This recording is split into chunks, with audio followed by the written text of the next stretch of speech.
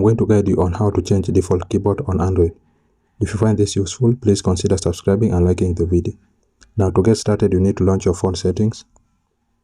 Since this feature is in different location in various phones, you are going to go to the search, then search for keyboard.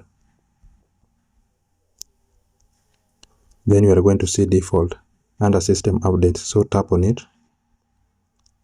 Then you will see default keyboard, so you are going to see the list of keyboards that you have installed in your phone. In order to switch default keyboard, just tap on default keyboard. Then you can select the keyboard that you want to switch to here. So if you want to switch to Celia keyboard, you are going to select Celia keyboard. As you can see, Celia has been switched to default. So again, if you want to switch to Gboard, you will select, and then default keyboard will switch to Gboard. So that's simply it, guys. That's how you can switch default keyboard on your phone on Android. So I hope this was useful. If it was, please consider to subscribe and to like the video. Thank you guys for watching.